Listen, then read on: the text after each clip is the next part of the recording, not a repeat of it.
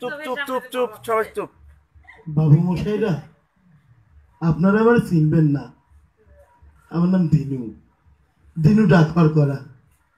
আমি কত মানুষের খবর এনে দিই, কারো সুখের খবর, কারো দুঃখের খবর। আমি দেখেছি বাবুরা, আমার দেওয়া খবর পায়ে কত মানুষ আনন্দে হাসিছে, আবার কত মানুষ দুঃখ পাইছে। কিন্তু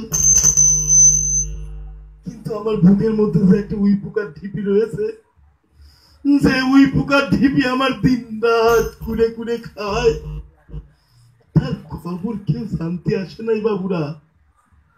হয়েছে হয়েছে ঘরের মধ্যে কান্নার আওয়াজ শুনতেছেন, আমার বউ, আমার নেতায়ের মা, আমার বিরুদ্ধে তার মেলা অভিযোগ।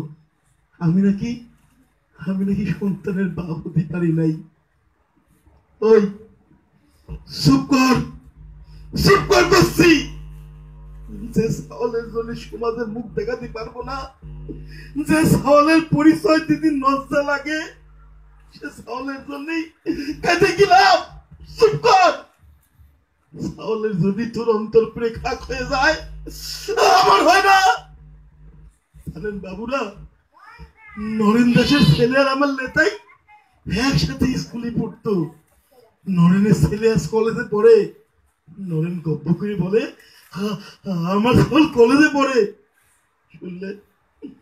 শুনলে আমার মুখটা নীল হয়ে যায়, আমার দম বন্ধ হয়ে যায়। আমার কেবলই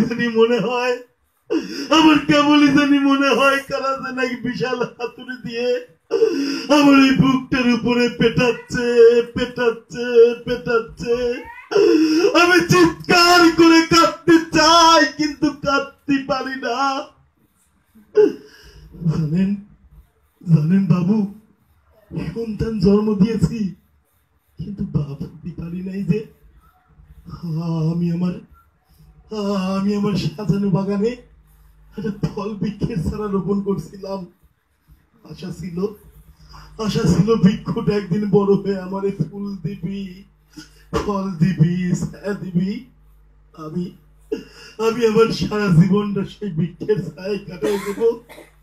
কিন্তু বাবু, বৃক্ষটা যখন বড় হলো, আসলে দেখি সেটা কোনো ফল বৃক্ষের চারা ছিল না বাবু, সেটা ছিল সব বিষ বৃক্ষ। তাই তো আমার নিজ হাতে রোপণ করা বৃক্ষটার আমি প্রায় ফেললাম। আমারে বাঁচান বাবু, আমি বাঁচতে চাই, আপনারা ধরেন, আমারে বাঁচান বাবু, আমারে বাঁচান।